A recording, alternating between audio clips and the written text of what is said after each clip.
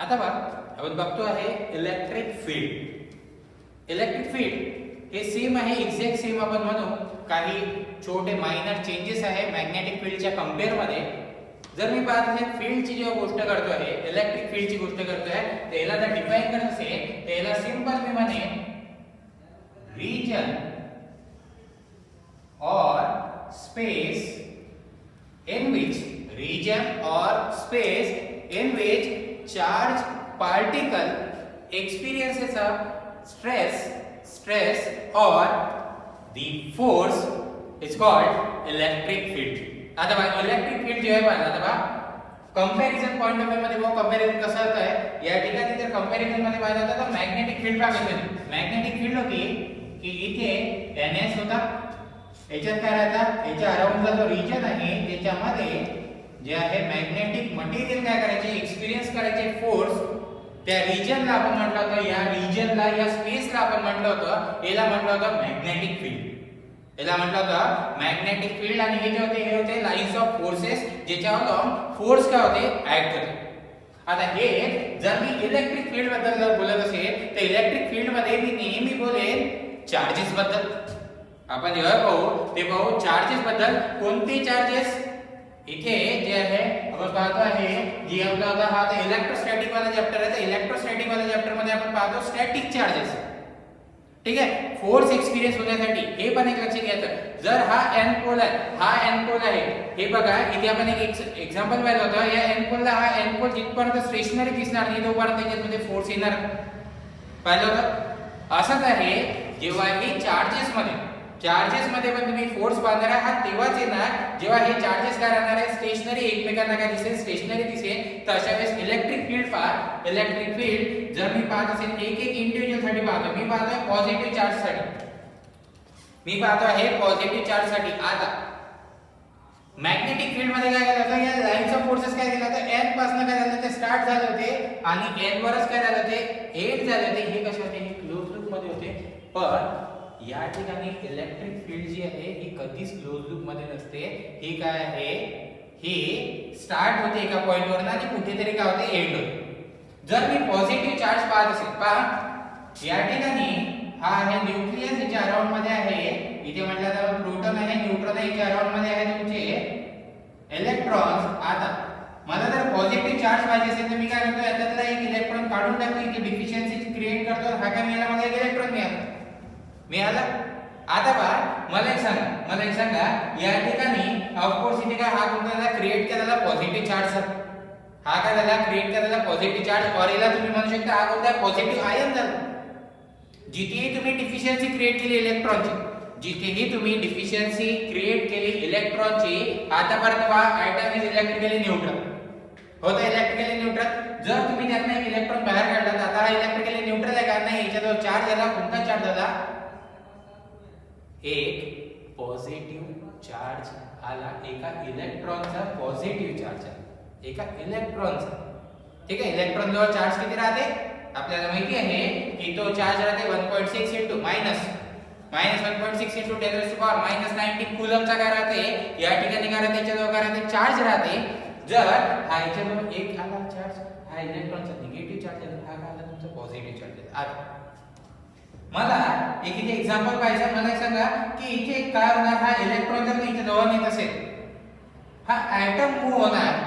Atom याच्यावर जे आहे हा जो आहे पॉझिटिव्ह चार्ज याच्यावर काय करेल, फोर्स एक्सपिरियन्स करेल. की इलेक्ट्रॉन याच्यावर जे आहे फोर्स एक्सपिरियन्स करेल. तर या ठिकाणी बघा, या ठिकाणी काय होणार आहे हेच आपण पाहतो आहे की नेहमी काय होते, पॉझिटिव्ह चार्जेस काय करते, लाईन्स ऑफ फोर्सेसला काय करते, इमॅनेट करते.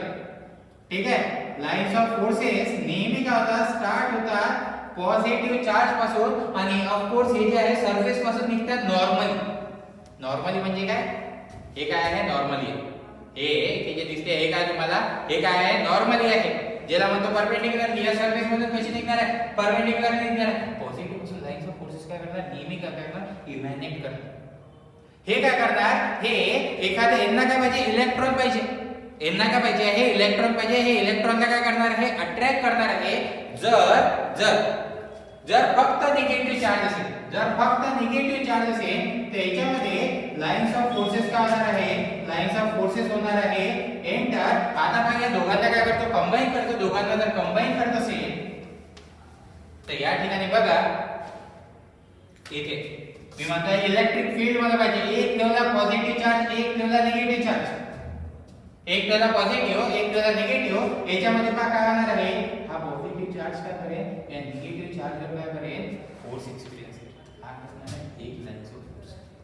हा काय आहे एक लाईन्स ऑफ फोर्स. मला एक सांगा, मला इथे सांगा जर हा एक लाईन्स ऑफ फोर्स करतोय म्हणजे याला एका इलेक्ट्रॉनची गरज आहे. किती गरज आहे? एका इलेक्ट्रॉनची गरज आहे ना.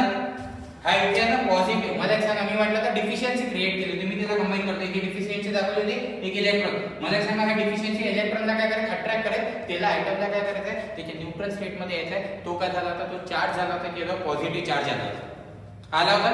आता हा पॉझिटिव्ह चार्ज आहे. चार्ज मध्ये चार्जची युनिट काय आहे कूलम. काय आहे मी जर म्हटलं इथे एक कूलमचा चार्ज आहे. एक कूलमचा चार्ज म्हणजे किती असते 625 into 10 raised to power 16 electrons.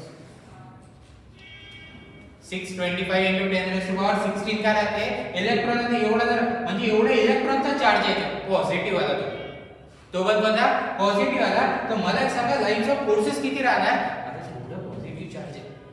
एक पॉझिटिव्ह चार्जला एक पॉझिटिव्ह चार्ज असेल याला काय गरज आहे एका इलेक्ट्रॉनची गरज आहे. हे काय होणार आहे हा पॉझिटिव्ह चार्ज या इलेक्ट्रॉनवर काय करेल फोर्स एक्झर्ट करेल. कारण याच्यावर फोर्स एक्झर्ट हा काय करेल एक केलं. पण जर एक कूलमचा असेल तर नंबर ऑफ इथे काय आहे नंबर ऑफ काय पॉझिटिव्ह चार्ज आहे इथे पण काय नंबर ऑफ काय निगेटिव्ह चार्ज आहे.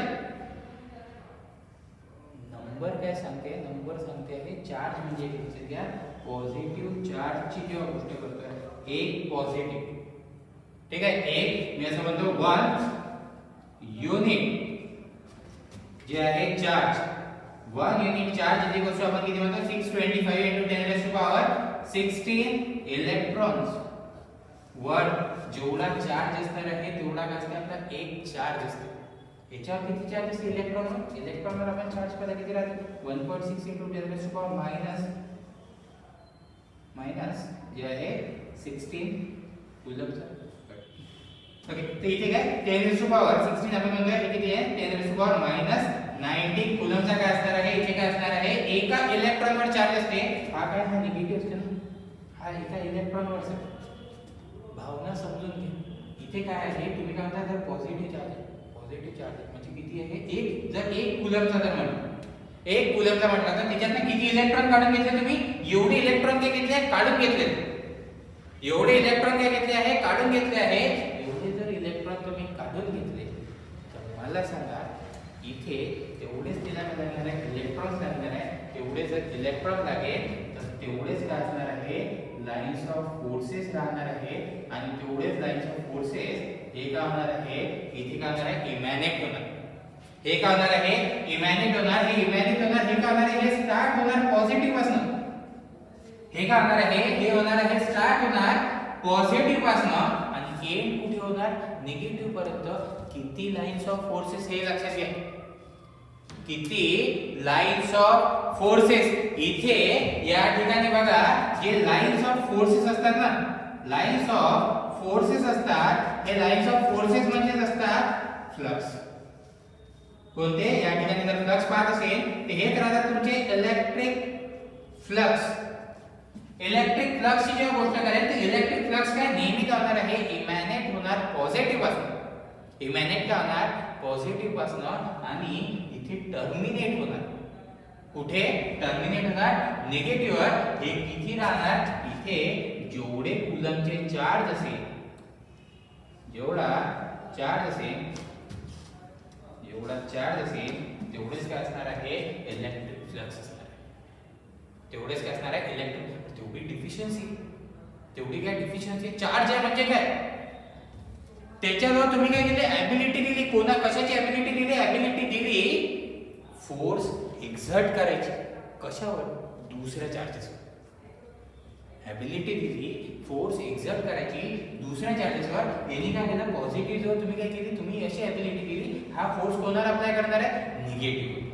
हा कोणावर अप्लाय करणार आहे निगेटिव्ह. हा स्टार्ट कुठे होणार हा पॉझिटिव्ह पासून स्टार्ट होणार आणि एंड कुठे होणार आहे एंड होणार आहे निगेटिव्हवर. आणि हा जो रिजन राहणार त्याच्या अराउंडचा ज्या रिजन मध्ये याला म्हणतो आपण इलेक्ट्रिक फील्ड, याला एक म्हणतो इलेक्ट्रिक फील्ड. सर आता हे अट्रॅक्ट नाही होणार का? क्वेश्चन हा पण ना, हे आता अट्रॅक्ट नाही होणार का? We are dealing with static charges, we are not dealing with moving charges. पुन्हा पुन्हा तेच सेंटेन्स सांगतोय की आपण इलेक्ट्रोस्टॅटिक पाहतोय. इलेक्ट्रोस्टॅटिक मध्ये हे चार्ज मूव्हिंग असणार आहे का? नाही. चार्ज मूव्ह होतात का इलेक्ट्रोस्टॅटिक मध्ये? नाही. जर चार्ज मूव्ह होत असेल तर ते इलेक्ट्रोस्टॅटिक राहणार आहे का? इथे जेव्हा चार्जेसची गोष्ट करतोय, स्टॅटिक चार्जेस, आता जर याच्या आजूबाजूला तुम्ही कुठला चार्ज आणला तर तो चार्ज काय करेल? इथे फोर्स एक्सपिरियन्स करेल. याच्या अराउंड मध्ये जर कुठला जर चार्ज येतला तर तो काय करेल? फोर्स एक्सपिरियन्स करेल. तर या रिजनला काय म्हणतो आपण? या रिजनला म्हणतो इलेक्ट्रिक फील्ड. ज्या रिजन मध्ये फोर्स और स्ट्रेस जे आहे एक्सपिरियन्स होते by charge particle. Charge particle पण आपण बघू जेव्हा लाईव्ह लेक्चर्स घेऊ आपण. लाईव्ह लेक्चर्स मध्ये इथे बघू की कुठल्या टाइपचे चार्ज पार्टिकल आपल्याकडे आहेत. चार्ज पार्टिकल बघा कुठले कुठले आहे आपल्याकडे आहे. प्रोटॉन आहे, positive charge particle, electron, negative charge particle, neutron, no charge. ठीक आहे, चार्ज असते का न्यूट्रॉन जवळ? नाही. त्याच्यानंतर आपल्याजवळ अल्फा पार्टिकल. अल्फा पार्टिकल काय आहे? डबली पॉझिटिव्ह चार्ज पार्टिकल्स. आपण ते आहे अल्फा रेज म्हणत असतो. कसे तर अल्फा रेज करतात डबली पॉझिटिव्ह चार्ज. ते हेलियम न्यूक्लियर राहते. ठीक आहे, पहिला एक्सपेरिमेंट होता आपला. जो एक्सपेरिमेंट पाहिला गोल्ड सेनचा जो एक्सपेरिमेंट होता, गोल्ड फॉइल एक्सपेरिमेंट जो आपण पाहिला होता. ठीक आहे, त्याच्यामध्ये आपण बघितलं होतं की इथे जे आहे alpha particle doubly positive charge, beta negative charge, gamma no charge. हे सगळे डिस्कस करू आपण लाईव्ह लेक्चर्स मध्ये. लाईव्ह लेक्चर्स मध्ये बघू की हे काय राहते. याचे क्वेश्चन्स कसे काय एवढे डिफिकल्ट बनून जातात इलेक्ट्रोस्टॅटिक्सचे. कन्सेप्ट हेच आहे, फक्त त्याला अप्लाय करता आलं पाहिजे. ओके, तर आता बघा आपण म्हटलं की याच्या अराउंडचा जो रिजन आहे त्याला काय म्हटलं आपण? त्याला म्हटलं इलेक्ट्रिक फील्ड. त्याचे काही पॉइंट्स जे आहे इथे डिस्कस करू. याचे जर काही पॉइंट्स डिस्कस करत असेल तर याच्यामध्ये सगळ्यात पहिला पॉइंट काय होता? Lines of forces. Forces starts जे आहे starts from positive charge and ends at negative. Start होतात आणि एंड होतात. वेगळ्या जर मॅग्नेटिक मध्ये पाहिलं तर मॅग्नेटिक मध्ये काय होतं? Lines of forces north pole पासून स्टार्ट होते आणि एंड कुठे होत होते? North pole. ज्या पॉइंट वर ते स्टार्ट झाले आहे तसेच काय व्हायचे? हे काय व्हायचे? एंड व्हायचे. दुसरे इथे जर पाहिलं तर पॉझिटिव्ह पासून काय राहतात? Radially outward. निगेटिव्ह पासून काय? निगेटिव्ह मध्ये काय राहतात? Radially inward. रेडियली काय राहतात? आउटवर्ड. अँड रेडियली या ठिकाणी काय राहतात? रेडियली काय राहतात? इनवर्ड राहतात जेव्हा तुम्ही पाहता पॉझिटिव्ह आणि निगेटिव्ह चार्ज. ठीक आहे, आता जर याच्यामध्ये एक मोस्ट इम्पॉर्टंट पॉइंट जर मी म्हणत असेल, जर मोस्ट इम्पॉर्टंट पॉइंट म्हणत असेल lines of forces, lines of forces never pass through conductor or conducting material. हे जे आहे हे लाइन्स ऑफ फोर्सेस हे कधीच पास होत नाही कंडक्टिंग मटेरियल मधनं. रीजन काय आहे? कंडक्टिंग मटेरियलवर परमिटिव्हिटी राहते का? परमिटिव्हिटी कोणाजवळ राहते? परमिटिव्हिटी काय? एबिलिटी. ज्या एबिलिटीमुळे लाइन्स ऑफ फोर्सेस कायचे पास व्हायचे ते एअर मधनं पास होऊ शकतात, पण कधीच हे कंडक्टर मधनं पास होणार नाही. आपण नेहमी जे आहे जे डील करतो, नेहमी जे डील करतो हे डील करत असतो आपण नेहमी इन्सुलेटिंग मटेरियल सोबत, कधीही आपण कंडक्टिंग मटेरियल सोबत करत नाही. तर मग मी याच्या ठिकाणी ते म्हणू शकतो अँड हेन्स इथे मी म्हणेन इलेक्ट्रिक फील्ड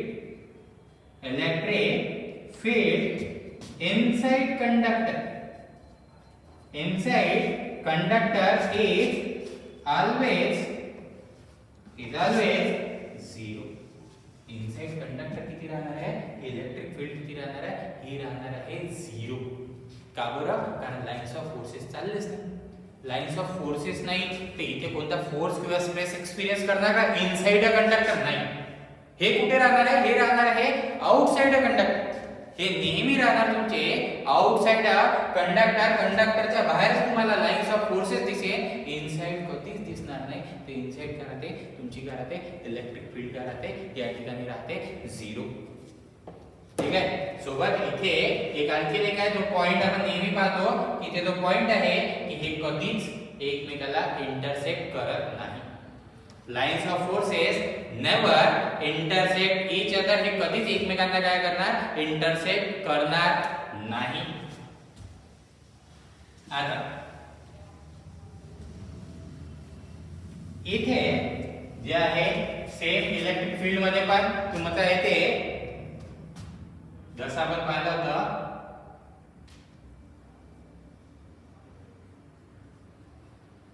इलेक्ट्रिक फ्लक्स. काय ते? Electric flux. इलेक्ट्रिक फ्लक्स का आता डिफाइन कर सकते हैं टोटल ट्यूब्स और lines of forces emanated from charge surface. From charge surface it's called as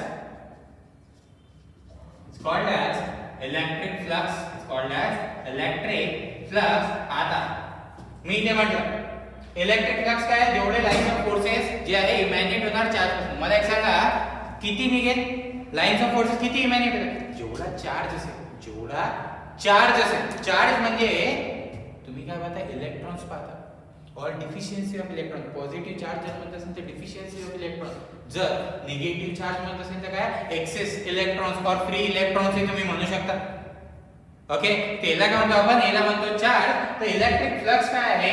electric flux आहे ज्याला आपण इंडिकेट करतो साइन. ठीक आहे. याला इंडिकेट करतो साइन नी. साय किती राहते? साय इज इक्वल टू राहते क्यू. साय इज इक्वल टू काय राहते? साय इज इक्वल टू राहते क्यू. क्यू काय आहे? चार्ज आहे. चार्जचं युनिट काय राहते? चार्जचं युनिट राहते कूलम.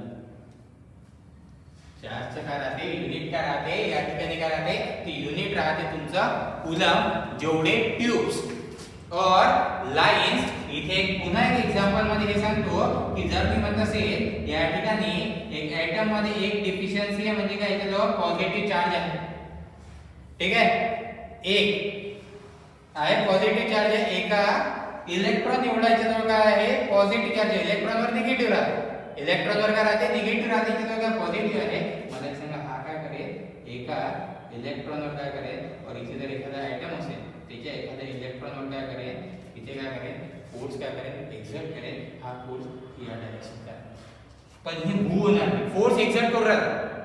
फोर्स एक्झर्ट करू राहिला पण हे कधीच मूव्ह होणार नाही. Because we are dealing with static charges.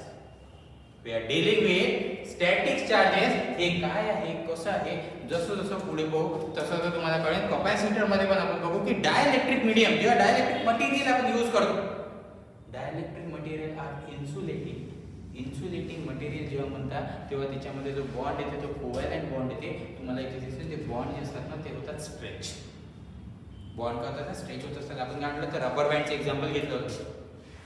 Rubber बँडला काय केलं? स्ट्रेच केलं. याला असं आणलं इकडे आणलं. एकाला फिक्स केलं दुसऱ्याला काय केलं? मूव्ह केलं. मला एक सांगा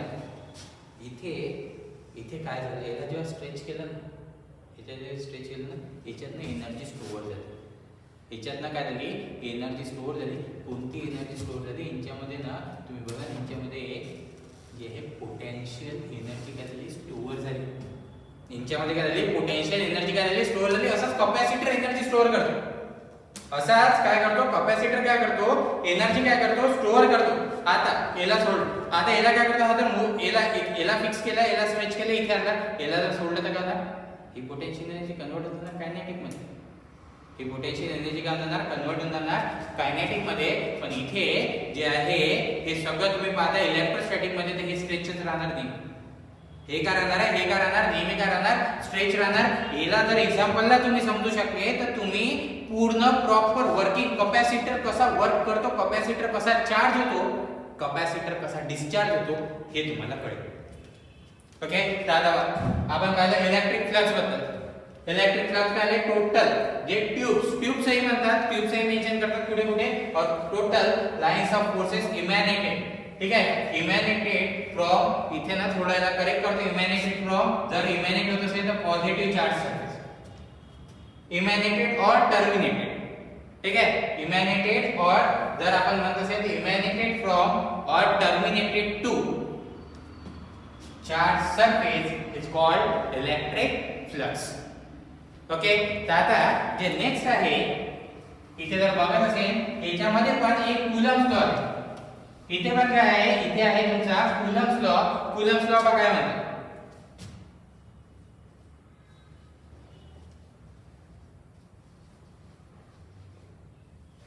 फर्स्ट लॉ काय म्हणतात. ठीक आहे, आतापर्यंत हा क्वेश्चन कुलम्स लॉ वाला क्वेश्चन मी सांगतो आहे की मागच्या 2 वर्ष 2018-19 ची गोष्ट करतो आहे.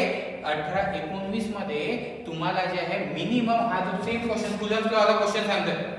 कुलम्स लॉ वाला क्वेश्चन हा ऍटलीस्ट 4 एक्झाम मध्ये आला असेल 18 आणि 19 चे. सेम क्वेश्चन जसा तसा क्वेश्चन कॉपी पेस्ट होतो. इवन जर सेंट्रल गव्हर्नमेंटचे जर पेपर देत असेल, सेंट्रल गव्हर्नमेंट पेपर मध्ये पण खूप वेळा हाच क्वेश्चन रिपीट झालेला आहे की कुलम्स लॉ काय आहे. ठीक आहे, इथे जो आहे कॉन्व्हर्स विचारला आहे. कॉन्व्हर्स मीन्स पहा, आता तुम्हाला लॉ दिलेला लॉ काय लॉ आहे. फर्स्ट लॉ म्हणते की same charge repel each other, opposite charge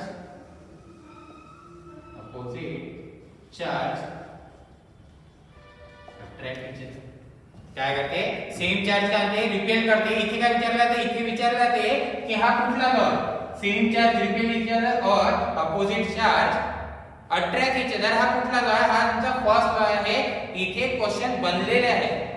ठीक आहे, इथे काय क्वेश्चन बनलेले आहे. इवन तुम्हाला या सेकंड लॉ वर पण क्वेश्चन बनला आहे. सेकंड लॉ काय म्हणते, पहिला म्हणते की हा काय करते, रिपेल करते, फोर्स ऑफ रिपल्शन येते. अपोजिट मध्ये काय येते, फोर्स ऑफ अट्रॅक्शन येते. हा फोर्स किती येते हे सांगते तुम्हाला सेकंड लॉ. फोर्स मध्ये डायरेक्टली प्रोपोर्शनल टू राहते product of their charges and inversely proportional to square of distance between them. जर मी याला पाहत असेल तर याला येते F is equals to 1 upon 4 pi epsilon 0 epsilon r q1 q2 upon d square. q1 q2 upon d square हा सांगते की जो फोर्स एक्झर्ट होणार दोन चार्जेस मध्ये, either force of attraction or force of repulsion, कुठलाही पॉसिबल. हा directly proportional to the product of their charges and inversely proportional to square of distance between them. जर डिस्टन्स वाढवलं तर फोर्स होणार आहे कमी. सोबत हा डिपेंड करते सराउंडिंग मीडियम वर. जे सराउंडिंग मीडियम आहे त्याच्यावर काय करते, हा काय करते, डिपेंड करते. इथे थोडासा शॉर्टकट बघू. जो एप्सिलॉन 0 होता, जो एप्सिलॉन 0 होता, हा असते एप्सिलॉन 0 आपण पाहिला 8.85 into 10 raised to power -12 farad per meter. Actually हे जे आहे हे राहते 1/36 पाय into 10 raised to power 9 farad per meter. हा शॉर्टकट नेहमी लक्षात ठेवायचा. एप्सिलॉन 0 काय राहते, एप्सिलॉन 0 राहते 1/36 पाय into 10 raised to power 9. जेव्हा सॉल्व करा तुम्हाला हेच मिळेल 8.85 into 10 raised to power -12. त्याला जर मी इथे पुट केलं तर इथे बघा काय येणार, 4 पाय आहे 60, इथे आहे 36, किती होऊन जाणार आहे, 9 होऊन जाणार आहे. तर हा फोर्स पा काय राहणार, फोर्स राहणार 9 into 10 raised to power 9. नेहमी लक्षात घ्यायचं हे 9 into 10 raised to power 9 तुम्हाला खूप ठिकाणी दिसणार. 9 into 10 raised to power 9 q1 q2 divided by epsilon r into d square. हा काय राहणार आहे, हा राहणार आहे तुमचा फोर्स. युनिट काय, युनिट आहे तुमचा न्यूटन. युनिट काय आहे, न्यूटन आहे. एक आणखी क्वेश्चन तुम्हाला इथे न्यूटन पर मीटर का नाही. रीजन आहे की हा फोर्स कॉन्सन्ट्रेटेड आहे, डिस्ट्रीब्युटेड नाही. आपण पाहिलं होतं न्यूटन पर मीटर केव्हा यूज करतो, जेव्हा फोर्स तुमचा काय राहणार आहे, डिस्ट्रीब्युटेड राहणार आहे. इथे काय फोर्स कसा राहणार, पॉझिटिव्ह आणि निगेटिव्ह आहे, दोन चार्जेस मध्ये राहणार. जेव्हा कॉन्सन्ट्रेटेड राहणार तेव्हा तुम्ही काय म्हणता त्याचं युनिट काय आहे, याचं युनिट आहे न्यूटन. ओके. आता जर मी पाहत असेल नेक्स्ट कुलम फ्लो आपण पाहिला, कुलम फ्लो मध्ये काय आहे. नेक्स्ट जर तुम्ही बघत असेल तर आता जे आहे आपण जेव्हा इलेक्ट्रिक फील्डची गोष्ट केली, आपण जेव्हा इलेक्ट्रिक फील्डची गोष्ट केली तर इलेक्ट्रिक फील्ड मध्ये जे इलेक्ट्रिक फील्डचं राहते आउटपुट ते राहते तुमचा इलेक्ट्रिक फील्डचं आउटपुट राहते electric flux density. Electric flux density हे घ्यायच्या आधी थोडंसं आपण फ्लक्स डेन्सिटी बद्दल बघूया. फ्लक्स डेन्सिटी स्केलर क्वांटिटी आहे की वेक्टर क्वांटिटी आहे. फ्लक्स डेन्सिटी जी आहे तुम्ही बघा, फ्लक्स डेन्सिटी आहे तुमची या ठिकाणी वेक्टर क्वांटिटी. तुम्ही जर बघा ना कुठला स्केलर नाही, फ्लक्स स्केलर होता. फ्लक्स काय तुमचा, फ्लक्स तुमचा स्केलर आहे. बाकी जेवढे आहे क्वांटिटीज तुम्ही बघा त्या सगळ्याच्या सगळ्या तुम्हाला वेक्टर दिसतात. त्या काय दिसतात तुम्हाला वेक्टर दिसतात. इथे जर फ्लक्स डेन्सिटीची गोष्ट करते ही पण वेक्टर क्वांटिटी आहे. फ्लक्स डेन्सिटी आपण दाखवतो dV, d is equal to आहे psi upon a flux per unit area. एखाद्या स्पेसिफिक एरिया मधनं किती फ्लक्स फ्लो होतात त्याला आपण म्हणतो flux density. Of course psi चे युनिट काय आहे, psi चे युनिट आहे कूलम पर मीटर स्क्वेअर. हे काय राहणार आहे, हे राहणार आहे तुमचं coulomb per meter square. Okay.